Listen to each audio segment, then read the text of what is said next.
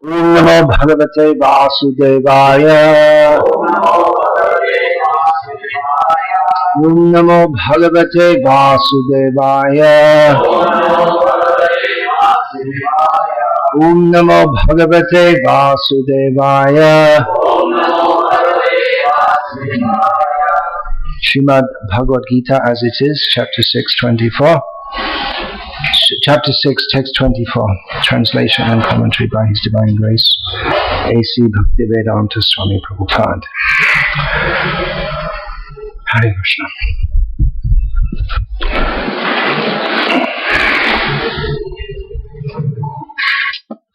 It's a good idea to open the book at the page.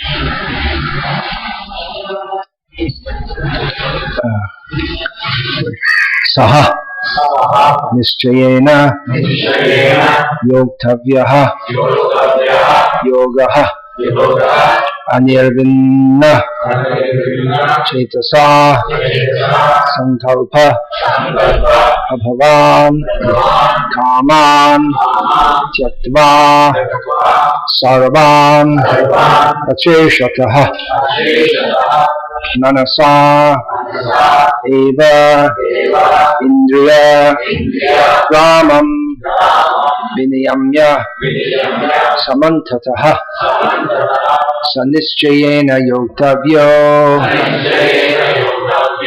Yoga Nirvinna Chetasa Sankalpa Prabhavan Kaman Tyaktva Sarvana Sheshataha Manasaivendriya Gramam Vinayamya Samantataha Sanischayena Yoktavyo Yogo Nirvinna Chetasa Sankalpa Prabhavan Kaman Tyaktva Sarvana Sheshataha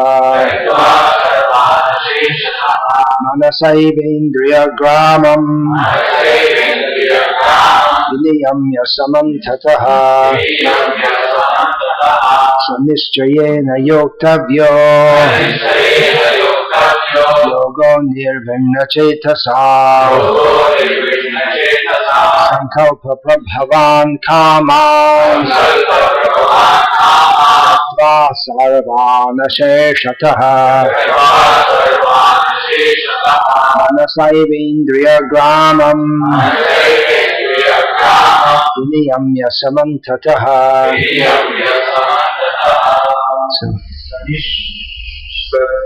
Sanishchayena Yoktavyo Nachetasa Yogo Nirvinna Chetasa Sankalpa Prabhavan Kaman Tyaktva Sarvana Sheshataha Manasaivendriya Gramam Vinayamya Samantataha Sanischayena Yoktavyo Yogo Nirvinna Chetasa Sankalpa Prabhavan Kaman Tyaktva Sarvana Sheshataha Manasaivendriya Gramam Vinayamya Samantataha Sanishchayena Yoktavyo Nirvinna Chetasa Yogo Nirvinna Chetasa Sankalpa Prabhavan Kaman Tyaktva Sarvana Sheshataha Manasaivendriya Gramam Vinayamya Samantataha Sanischayena Yoktavyo Chetasa Sankalpa Prabhavan Kamams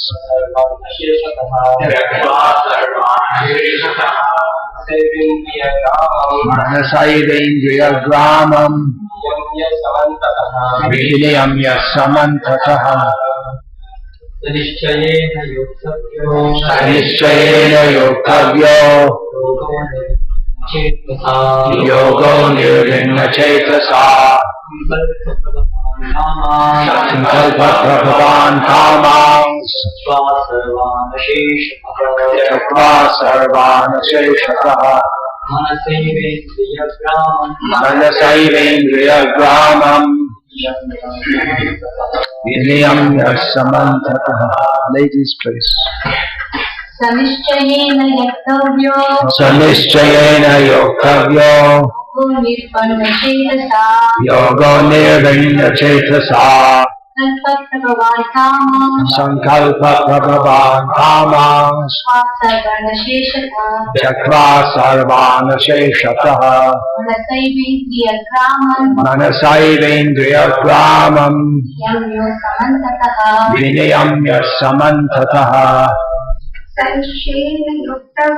Sanishchayena Yoktavyo Yogo Nirvinna Chetasa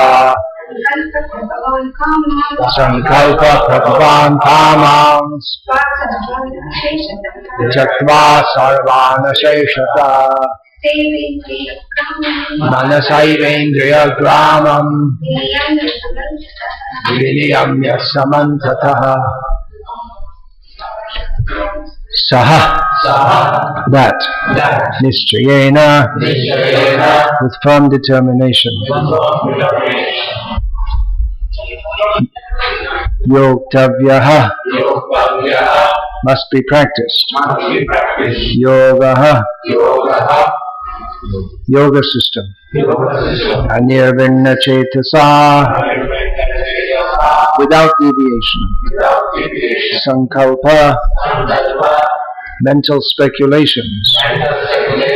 Prabhavan, born of. Kaman, material desires. Tyaktva, giving up. Saravan, all. Asheshataha, completely. Manasa, by the mind.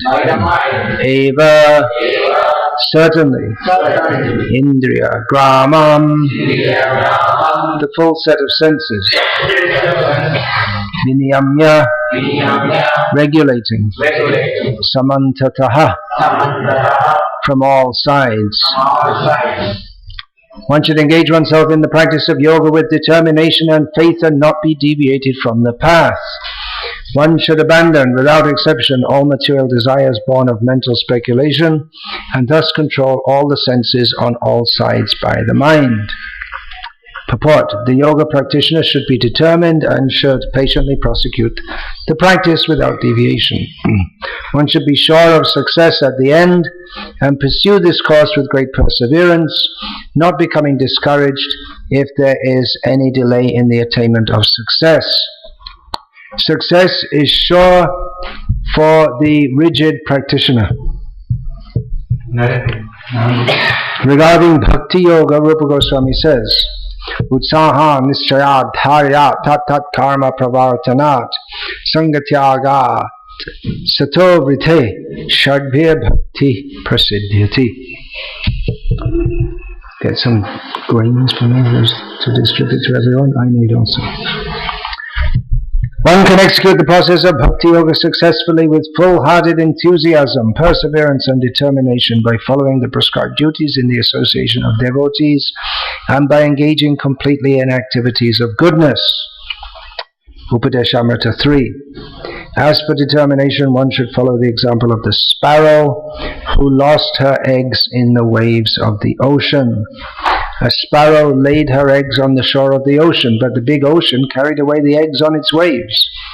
The sparrow became very upset and asked the ocean to return her eggs. The ocean did not even consider her appeal. So the sparrow decided to dry up the ocean. She began to pick out the water in her small beak, and everyone laughed at her for her impossible determination. The news of her activity spread, and at last Garuda, the gigantic bird carrier of Lord Vishnu, heard it. He became compassionate toward his small sister bird, and so he came to see the sparrow.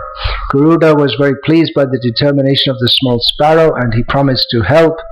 Thus Garuda at once asked the ocean to return her eggs, lest he himself take up the work of the sparrow. The ocean was frightened at this and returned the eggs. Thus the sparrow became happy by the grace of Garuda. Similarly, the practice of yoga, especially bhakti yoga in Krishna consciousness, may appear to be a very difficult job, but if anyone follows the principles with great determination, the Lord will surely help, for God helps those who help themselves.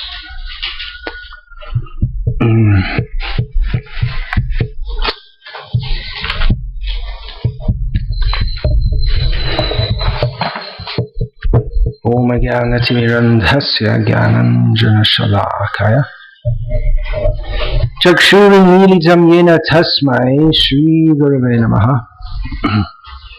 Nama Shrishtam Manamapi Shachiputram Atra Sarupam Rupam Tasya Gajam Urupurim Bhaturim Goshtravatim Radha Kundam Girivaramaho Radhika Madhavasham Prapto Yasya Pratita Kripaya Ashri Gurum Tam Natosmi Vande Ham Shri Guru Shri Atafadakamalam Shri Gurun Vaishnavascha Shri Rupam Sagrajatam Sahagana Raghunatam Vitam Tam Sajivam Sadvaitam Savadhutam Parajana Sahitam Krishna Chaitanya Devam Shri Radha Krishna Padan Sahagana Lalita Shri Vishwakam Hare Krishna Krishna Krishna Hare Hare Hare Rama Rama Rama Hare Hare. Just a couple of points before I start to comment on this class, on this verse.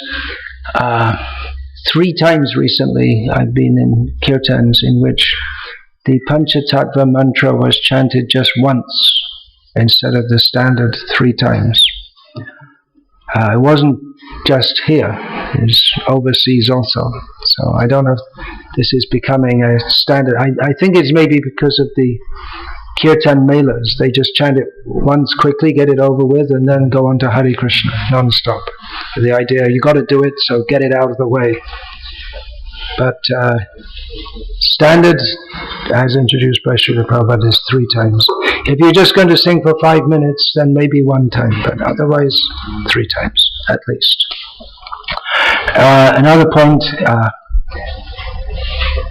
I request at least my disciples to listen to this class which I gave on pronunciation of Sanskrit and Bengali, with the idea we're going to sing the same things and say the same things day after day throughout our life. We might as well say it properly. Just like if I, throughout my life, I call Radhish Prabhu. Your name is Radhish, isn't it? No. Radhish. Radhish, and that's Muli. It's the English name for Muli. So if I call you Radhish, but it's just as easy to say as Radhish as Radhish. So you can just as easily pronounce, if you're going to say the same songs every day, we might as well learn to sing them with correct pronunciation. So, regarding this verse, this chapter of Bhagavad Gita describes the yoga system, the yoga system by which one mechanically in the sense that one deliberately tries to control the body and breath in order to bring the mind under control. The qualities required for doing this I mentioned here, prime one being determination, because determination means to go on doing something which doesn't give an immediate enjoyable result. Sankalpa prabhavan kamams. The tendency, desires come. They come from the sankalpa is described here as some mental. We have different ideas of sense gratification, and that manifest different ideas. The general idea that we want to enjoy material sense gratification, and from that arises so many material desires, one after the other. So it's much easier just to indulge in material desires, to follow one's desires, but the yogi understands that doing so may give some immediate pleasure, but in the end it gives distress. So he becomes a yogi for this purpose. So these qualities, so determination. His determination is based on saying no to the mind which says, just wait, this yoga is so difficult. You don't have to do it. You can just be normal like everyone else and just enjoy the world. In another life you can be a yogi. If you want to be a yogi, okay, well, let's make a compromise. In another life you can be a yogi. Just for now, be normal.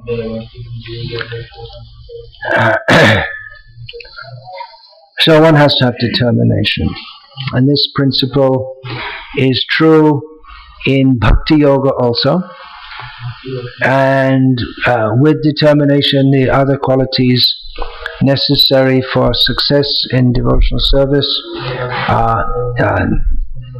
Srila Prabhupada is quoted from Upadeshamrita, Utsahan Nisyadhaya Tat Karma Pravartanat Sangatyaga Sato Vrite Shadya Bhaktiya Prasiddhyati. So these principles, they apply in most areas of activity, not even devotional. I say most, I'll get back to that later, and maybe not all these principles apply, but in most areas, especially if you're going to do something exceptional, or something that requires much effort, these principles, enthusiasm, determination, patience, following the prescribed method, giving up bad association, and sato vrite, following in the footsteps of the previous persons who have done this, or leading doing things in a clean way, straightforward way.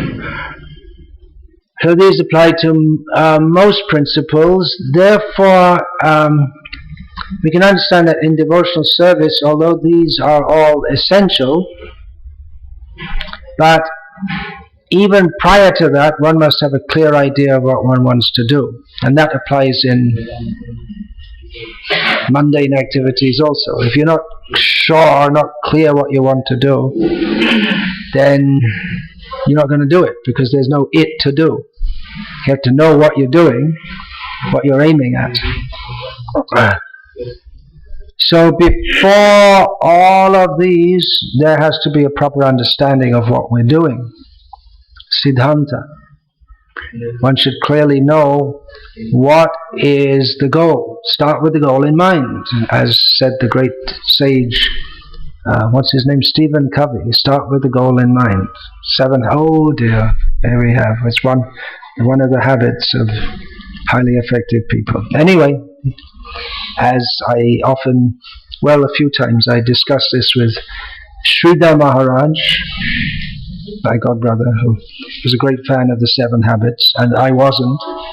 So he said that well, it's just a template. You can run anything on it. And I said, yeah, but all these things are in our Shastras. Why not take it from the Shastras instead of taking it from Stephen Covey? So it's not that he invented these things. It's already there.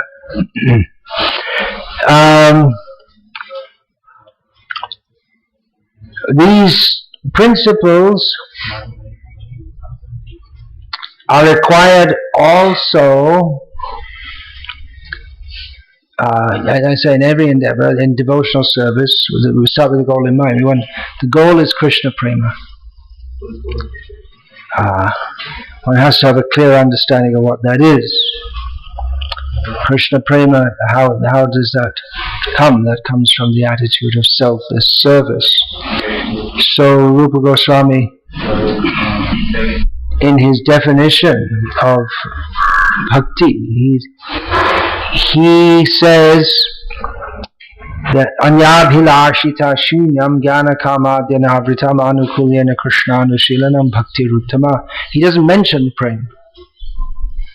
The topmost bhakti, he doesn't mention prema at all. But he mentions the attitude that is required to develop prema, and which is synonymous with prema, because prema, protestations of or declarations of prema without this selfless service attitude is meaningless. So one has to have a very clear understanding, and of course there has to be enthusiasm. Now enthusiasm is of various types. Generally one becomes enthusiastic about sense gratification, but if he doesn't get it very quickly, then the enthusiasm dies out. Enthusiasm and determination and patience, they all go together. Because if one's enthusiasm fizzles out like a firecracker, or you send it up, it makes a big noise and a big bright display, and then it's finished in a few seconds. So that enthusiasm is a childish enthusiasm. But real enthusiasm has to be sustained with determination. And determination, one factor of determination is patience also. One kind of determination is to just push things through by force. That won't work in bhakti, and it doesn't work in much in this world. Force will not stand is an English saying which Srila Prabhupada quoted. It may for some time. By force, one may be able to dominate some situation for some time. But it's because in this world no one is a dominator by constitution. Therefore someone for some time may be able to dominate, but then after some time they're defeated. As for instance, examples of great enthusiasm and determination in the history of the modern Western world were Napoleon Bonaparte and Adolf Hitler. They both had great enthusiasm to promote their national cause. They had great determination. Patience also requires some intelligence. That sometimes in some situations just attack and you can overcome the enemy, but in some situations it may be better to wait. But they both made the same mistake of attacking Russia, and they were defeated by more by the snow and the winter than by the troops of the Russians, who are no match for them. So there's an example of people with great determination, but determination can be a completely demoniac in a demoniac person. It's not in and of itself a godly quality.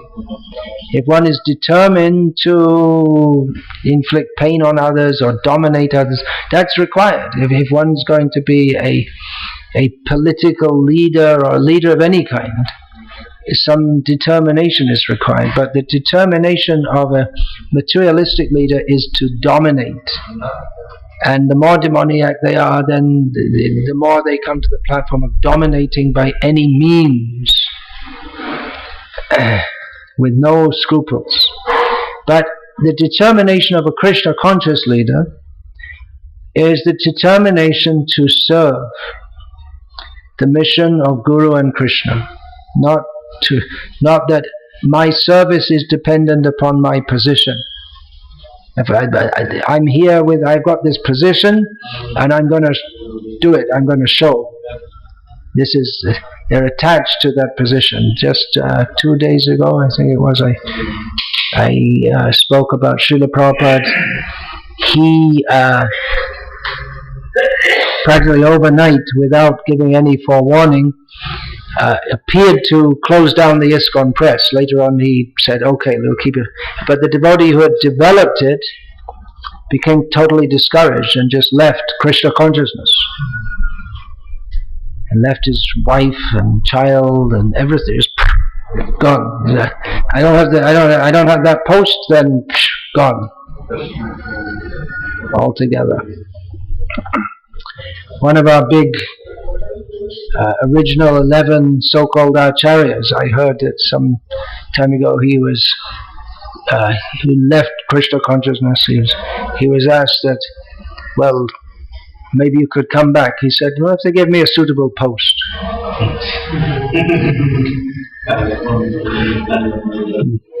Which suggests he lost it even long time before. He was apparently very successful. He was enthusiastic, determined. But his determination was the determination for showing off, I suppose, that showing what a great acharya he was with his great achievements. But at heart, the service attitude wasn't there. So all these factors are required. Determination is described by Lord Krishna in the Bhagavad Gita. That determination which is unbreakable, which is sustained with steadfastness by yoga practice, and which thus controls the activities of the mind, life and senses, is determination in the mode of goodness. This is the determination which is being spoken of in this verse, this Gita verse which we read today. So nischayena, nischaya means the determination. So that which is sustained with steadfastness by yoga practice. So it's not just some strong-mindedness. We find many people who are very strong-minded and they bring that into Krishna consciousness. But the sattvic determination is that which is sustained by yoga practice, which in our case means the practice of Bhakti Yoga, chanting the holy names, Shravanam Kirtanam. In preaching also, all these principles, they apply. If we're to be successful, the real success in preaching is that we sincerely try to do it. It's a devotional service, and the result is in Krishna's hands. But we should also try to actually bring people to Krishna consciousness for the pleasure of Krishna. So numbers is can be some indication of success also. But again, Siddhanta comes first, because if we tweak the teachings to get more people in, then we actually do a disservice, however successful it might appear to be. So sustained with steadfastness by yoga practice, and which controls the activities of the mind, life and senses. So this determination, this kind of determination is required, not just that someone has a very strong mind, just like Hitler had a strong mind, or Napoleon had a strong. So by one's previous activities, one may in this life have a strong mind, and by the power of one's strong mind, when one comes to Krishna consciousness, one is able to take a prominent position and dominate. But that tendency to dominate others without Krishna consciousness, that's actually demoniac, because the constitutional position of the living being is to serve others. So the tendency to dominate without Krishna consciousness, or minimally without a sense of dharma, as given in Bhagavad Gita, Lord Krishna says the Kshatriya has Ishvara Bhava. So that the Kshatriya who's the Ishvara Bhava, the mood of a controller. But here that means that's tempered by dharma. That means his attitude is to give protection to the citizens, to maintain and protect them, not to exploit them or dominate them. Dominate them, yes, but not for the sake of self-aggrandizement, but as a function of dharma. So this tendency to dominate others, it can be dovetailed very well in Krishna consciousness, if one actually does that in Krishna consciousness. Srila Prabhupada, he picked up men with good spirit and made them leaders in his movement. For instance, it's well known among the disciples of Srila Prabhupada that Tamal Krishna Maharaj had a very strong dominating spirit that was in his personality. But then Srila Prabhupada took that and engaged that in Krishna's service, and by that Tamal Krishna Maharaj did so much service for Srila Prabhupada. So there are many nice, humble, not much recognized devotees who are doing steady, quiet service, but we also need the ones who are going to take a lead and be strong. All types are needed. So to spread and to establish and spread a movement, leadership is required. So some dominating tendency has to be there because the leader means you have to tell people what to do and what not to do. But it has to be not in the spirit of showing one's prabhutva, one's domination. We address devotees as Prabhu, and the word Prabhutva means the spirit of dominating others. So one may be addressed as Prabhu, but should always think of himself as a servant. When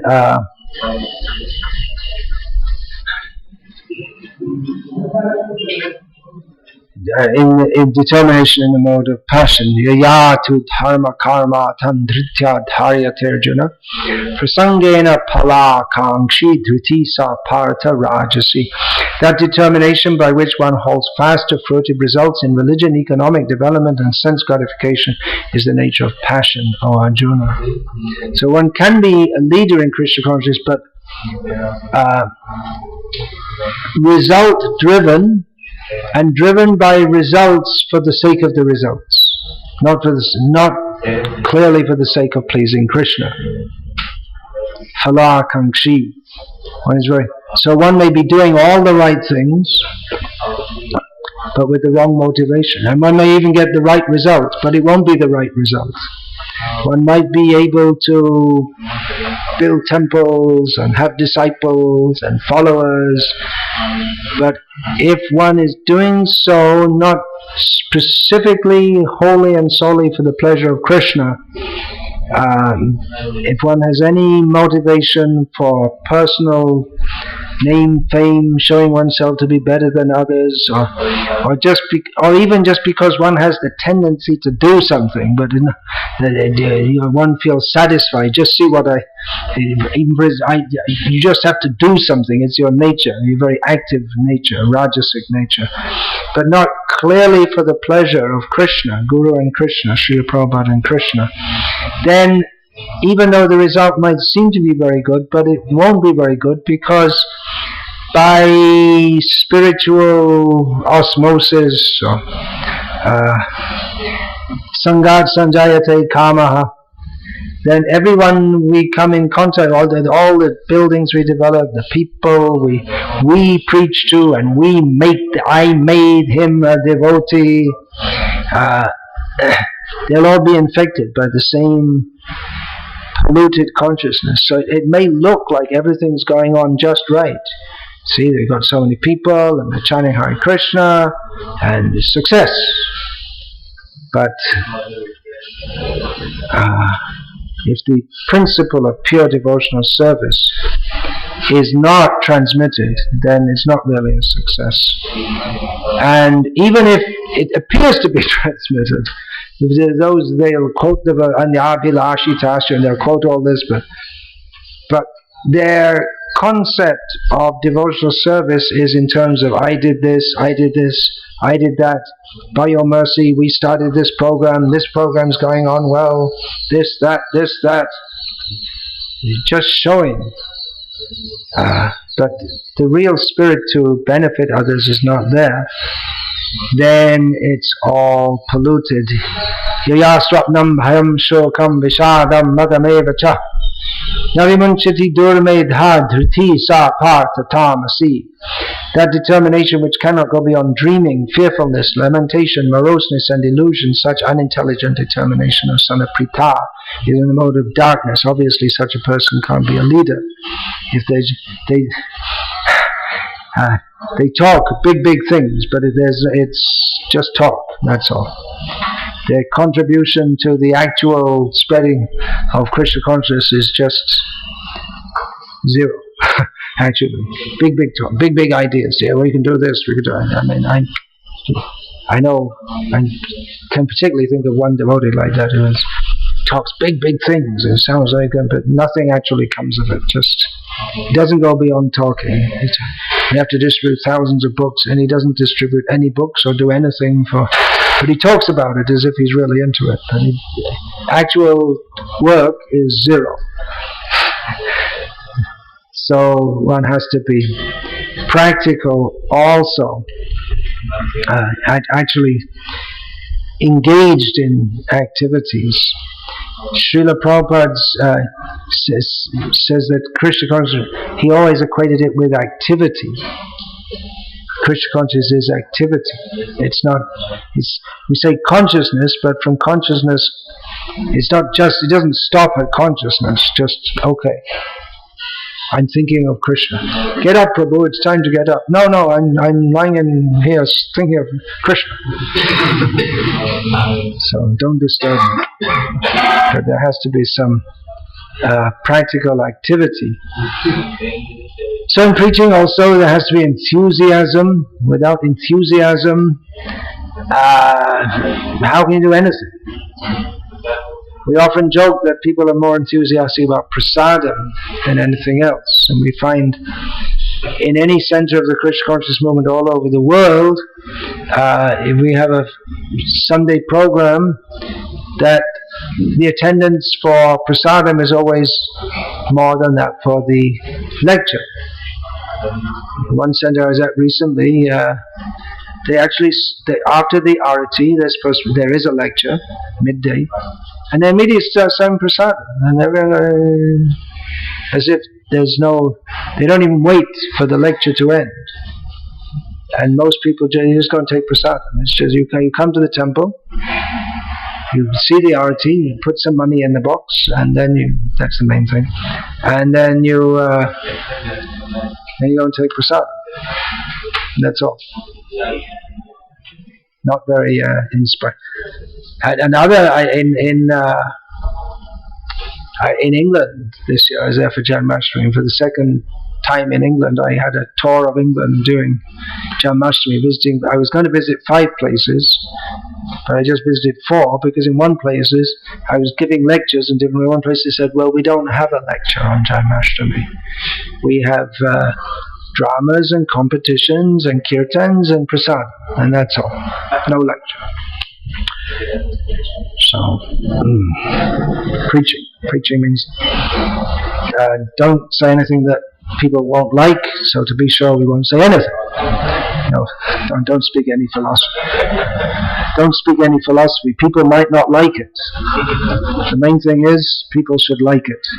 If they don't like our philosophy, then don't speak it. That's all. Just give them prasadam. That's what they like. So one has to have enthusiasm because they don't like it. People in the world, they don't like Krishna consciousness. It's a great miracle.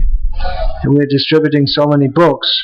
If we tell people this is a book which tells you to give up meat eating, gambling, intoxication, illicit sex, all material attachments, and completely surrender to Krishna, give up your false egoism, it's a good line, book distributors? I don't think so. Even among our own devotees, if we tell them that family attachment is the cause of bondage in this material world, Pungsastriya mituni bhavametam, shouldn't say that, they won't like it. So one has to have enthusiasm. Enthusiasm means that it's based, enthusiasm for materialists is based on the prospect we're going to get something for our sense gratification. Then they become enthusiastic.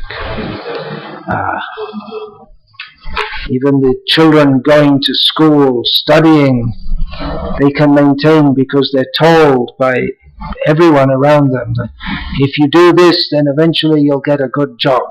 And then you'll be happy. So their enthusiasm to study, even though it's not relishable, and they get to relish it after some time. They may say, because they're relishing the prospect that I'll have a big job, and I'll have lots of money, and I'll be a success. But in devotional service, the enthusiasm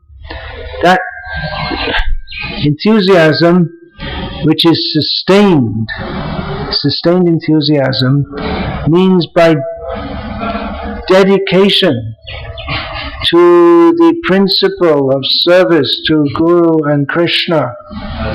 That by doing this, Srila Prabhupada will be pleased. Yasya prasadat bhagavat prasadaha. Then Krishna will be pleased. That's the perfection of my life. So therefore Siddhanta, proper understanding, has to come first. One is enthusiastic on that platform. Devotees, they go out and distribute books day and night, hundreds of books, meeting in the 1970s in the Western countries, meeting inimical persons. Why should they do that? Because they know they can actually experience. Srila Prabhupada is pleased by this, and so they become more enthusiastic. And the police are harassing and arresting, and they can't understand how these people remain so enthusiastic. They must be brainwashed. So make a case, brainwashing case. They must be brainwashed. Otherwise, how could they be enthusiastic to go on selling these books, which are not easy to sell? If it was a pornography book, it would be a lot easier to sell. Or even if it was the life of Mother Teresa, it would be a lot easier to sell, because mundane people like it. It gives them a good feeling. Oh, how nice. But if you read Prabhupada's books, it doesn't give them a good feeling at all. It makes them feel bad. Oh, I'm attached to this material world. Oh, they're insulting me. All fools and rascals.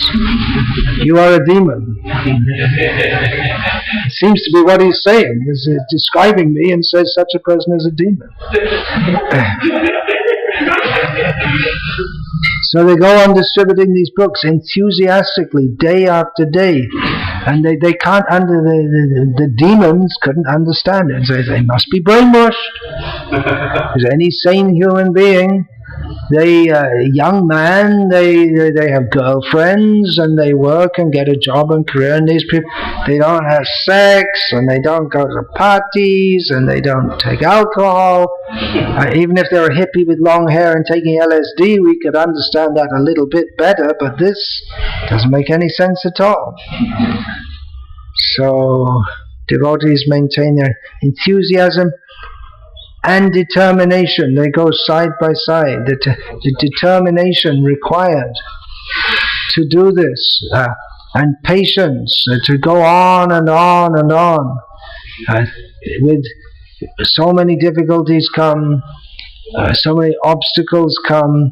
We have to deal with so many strange people, and we have to deal with our own strange mind. Well, every mind is strange, but everyone's mind is strange in their own unique way. I'm uniquely insane. Well, so is everyone else. In this material world, everyone is insane in various ways, and those who are insane in a manner which is quite similar to that of most other people, they're considered sane. It's not that they're actually sane, it's just that they're insane in the same way as everyone else. And they call that being sane, because they think it's normal. So normal means, but actually they're all insane. So to go on pushing Krishna consciousness despite non-acceptance. Here in India there's some encouragement because there is acceptance at some level. But if you push a little harder, if you just, there's the standard piety of many, not all, but many Indian people, there's some standard piety. If you just push a little bit beyond the piety and actually threaten their sense gratification, even subtly, then the appreciation starts to, a different mood comes. But that is required. Our aim is not to, as we've understood from Srila Prabhupada, from Srimad Bhagavatam, Bhagavad Gita, which he gave us, our aim is not to encourage people to be pious Hindus. Our aim is to encourage people to give up all conception.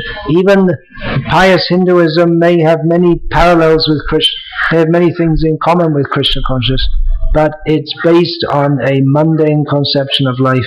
We are here to enjoy this world, and no, even some vague idea there's reincarnation, but they're not much concerned with their future life, living as an animal, but as a pious Hindu animal. It's ahara nidra bhaya maithun with shubh labh jai Shri Krishna added to it.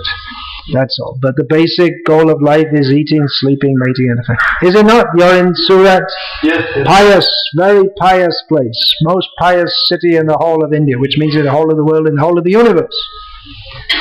But people are not interested in surrendering to Krishna, giving up all their mundane designations. They'll be very happy if you have a big conference about cow protection. They'll all come, Go Mata Ki Jai.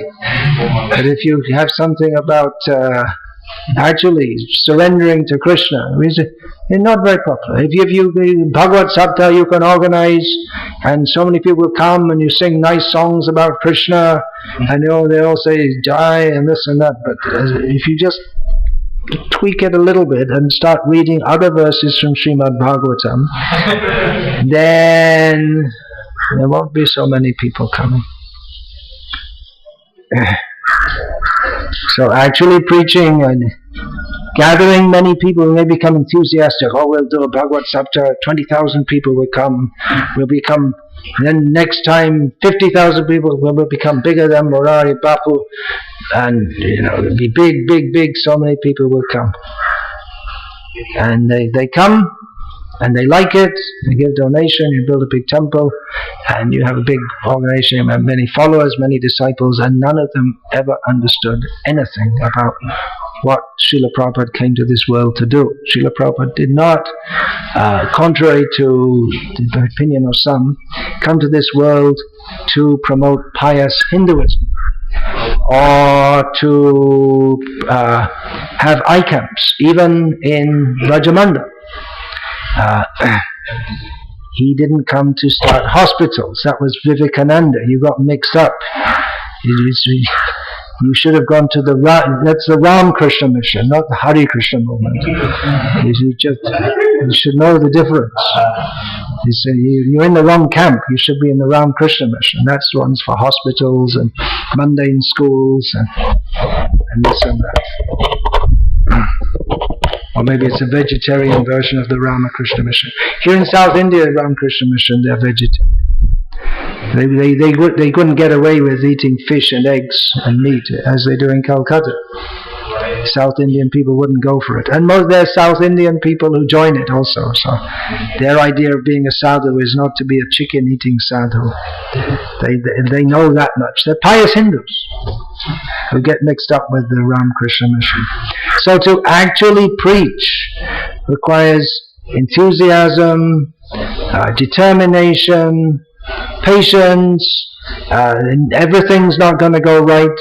Definitely things are going to go wrong. Sometimes things go very wrong. We may say due to no fault of our own, due to faults of our own also. But don't give up. Don't give up very easily. One should not give up very easily. So there are other considerations also. It's application of intelligence is very important. One can be enthusiastic, determined, patience, and not be very intelligent about what one's doing. There are so many mundane, we could say, almost mundane considerations, just like selection of location. If we're going to have a temple, selection of location is very important. Srila Prabhupada, he was well aware of all these things. So he saw some place devotees were considering, said, no, won't work. In wrong location.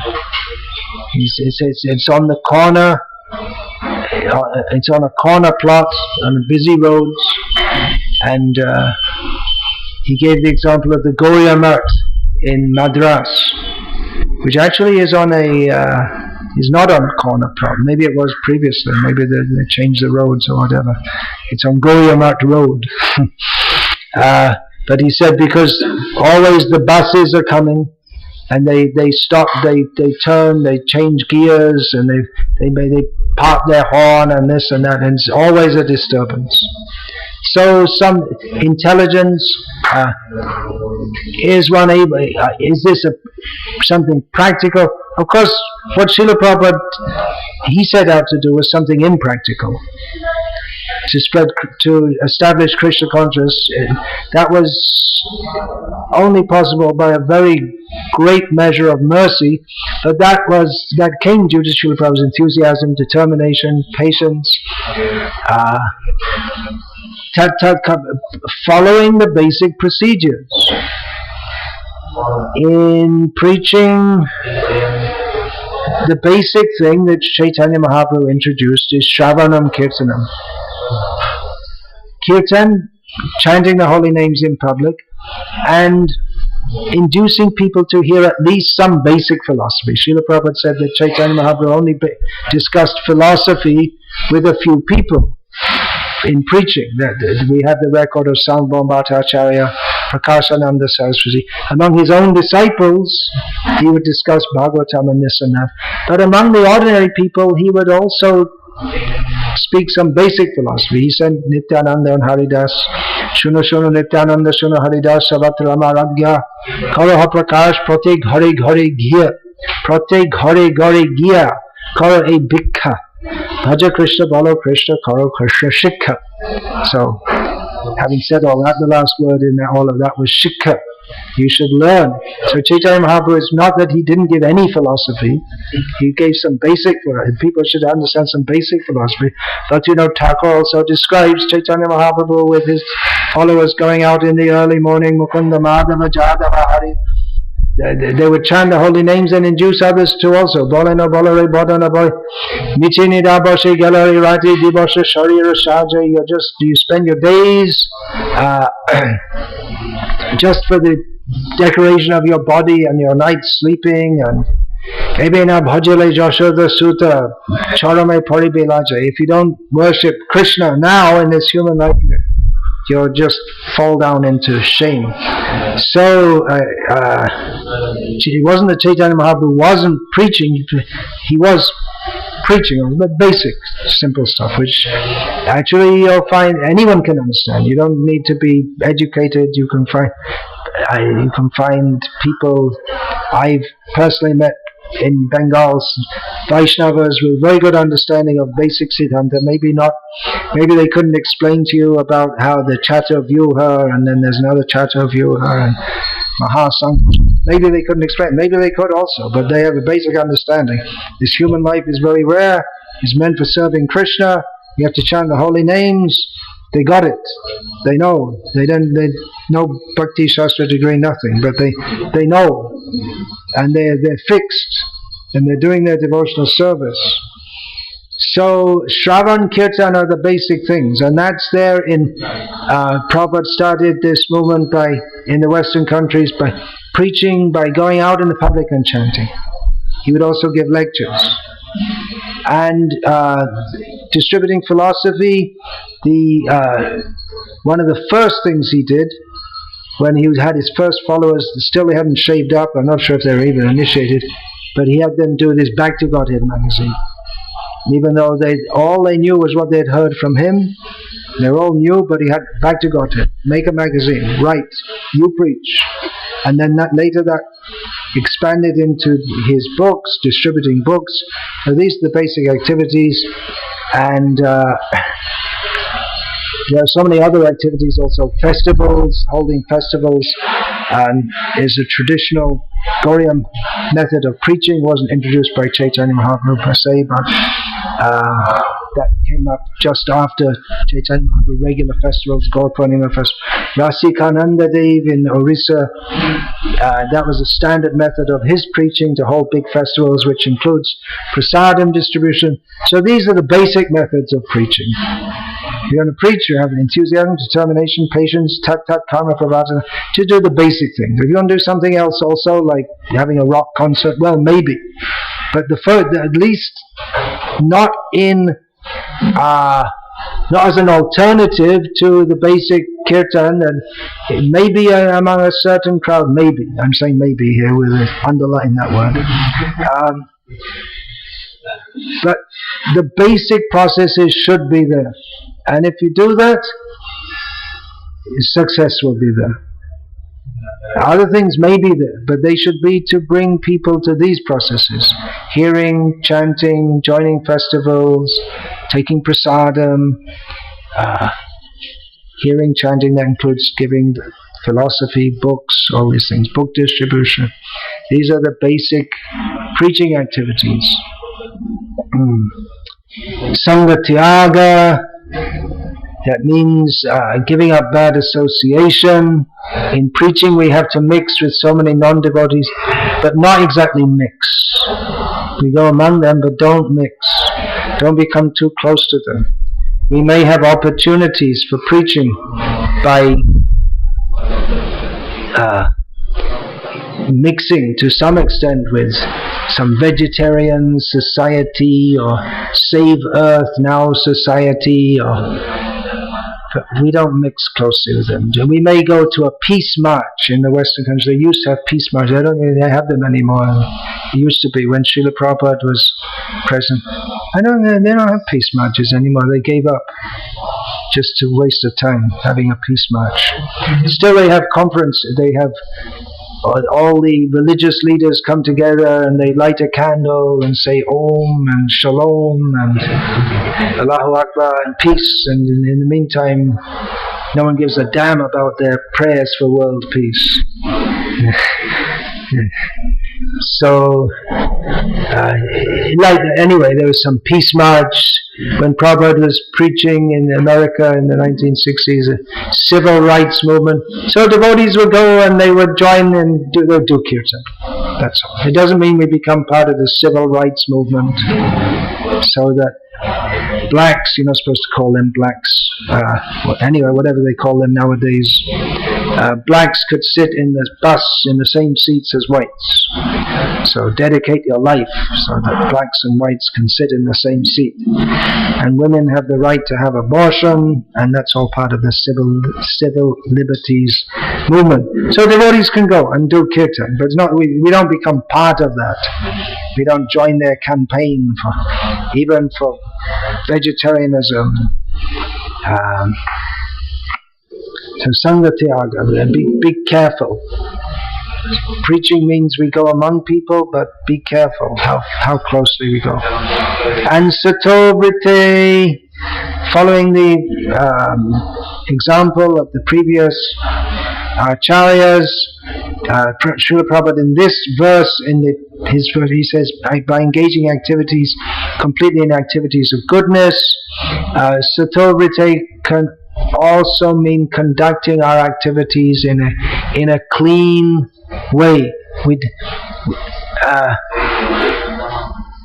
Of course, this world is very corrupt, but as far as possible, as people are looking to us, or we hope that people will look to us as being exemplars.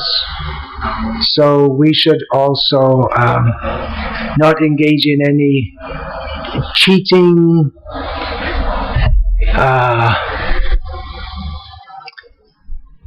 as far as possible, keep clean. Deal with people straightforwardly. It is a corrupt world, so we may have to do things in a somewhat corrupt way. I myself, I must admit, in Bangladesh we used to engage in smuggling Prabhupada's books into the country. So I have no regrets about that, but you have to lie to the customs officers and this and that. But we'd be much more happy if we could just do it straightforwardly. But if you can't, then you may have to resort to some other means. But in general, do everything in a very clean way. So these are principles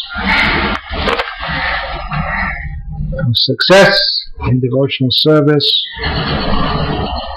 And I'll finish there for now, and maybe continue tomorrow some more about this. Hare Krishna. All glories to Srila Prabhupada. Any question about this? Yeah. Guru Maharaj, you told from the beginning. I said. Yeah, it's Indian English. Guru Maharaj, you said that from the beginning our clear understanding of Siddhanta should be there. So I wonder how much, because clear understanding of Siddhanta also comes by purification. Clear understanding of Siddhanta comes from purification also. How much people can grasp from?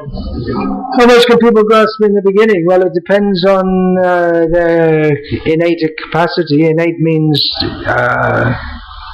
where they start off, taking off from the previous life and the association they get in this life. But also in the beginning they don't start preaching, or they may go, they may be sent for book distribution or assisting someone like this, but they don't really know what they're doing. Really, if you're talking about preaching, what I was talking about here was devotees who are dedicating their lives for bringing others to Krishna consciousness, and we're making plans to do that. So we're not talking about gross neophytes here.